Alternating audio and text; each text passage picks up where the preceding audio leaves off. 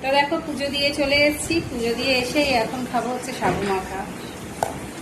আর এই সাবু মাখা খেতে কি ভালো লাগে না? কার কার ভালো লাগে তোমাদের সাবু মাখা খেতে? ভীষণ ভালোবাসি সাবু মাখা খেতে।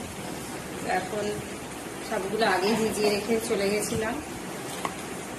এই নারকেল নিয়ে নিয়েছি, সাবু, নারকেল, আর চিনি দেবো না। চিনি কি মানে কোনো চিনি মিছরি কিছুই দেবো না, মিষ্টি দেবো, সন্দেশ দিয়ে দেবো, আর কলা দেবো।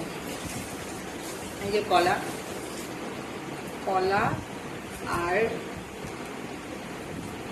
আর কিছু ফল দেবো না, আপেল টাপেল কিছু দেবো না, সব আছে।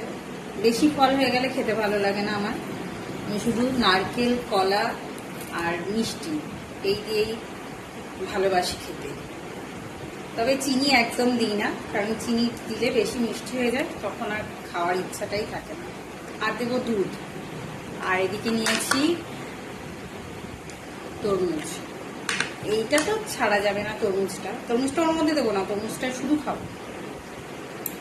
আর দুধ দিয়ে নেবো, ব্যাস। এই মানে সাবু মাখা খেতে হেভি ভালো লাগে, ভীষণ ভালোবাসি। সাবুর খিচুড়ি খেতে ভালোবাসি না একদম, ওটা খেতে পারি না, তার জন্য এটাই খাই। মানে একটা সময় আমি এই সাবু মাখা খাওয়ার জন্য শিবরাত্রি করতাম। এতটাই ভালোবাসি খেতে যে সাবু মাখা খাওয়ার জন্য শিবরাত্রি করতাম। আর এই যে মিষ্টি আছে, মিষ্টি দিয়ে নেবো, এরপর আর কিছু লাগেই না। বেশি ফল দিয়ে খেতে ইচ্ছা করে না। তো চলো সাবুটা মেখে নিই ভালো করে, তারপরে খাবো।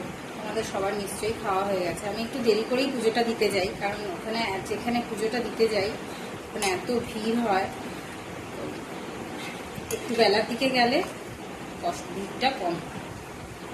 তবে আজকে গেছিলাম যখন, তখনও বেশ ভালো ভিড় ছিল। তারপরেও আমার পুজো দেওয়ার পরও দেখলাম আরো অনেক লোকজন এলো। মানে অনেকেই আছে দেরি করে এসে পুজো দেয়, আমি একাই যাইনি। ভাবছিলাম আমি ওদের একাই গেলাম, আমি কিন্তু একাই যাইনি। খাবে তুমি সাবু মাখা? খাবে? দুলাই খাবি? কেউ খাবে না সাবু মাখা, কেউ খায় না, আমি খাই।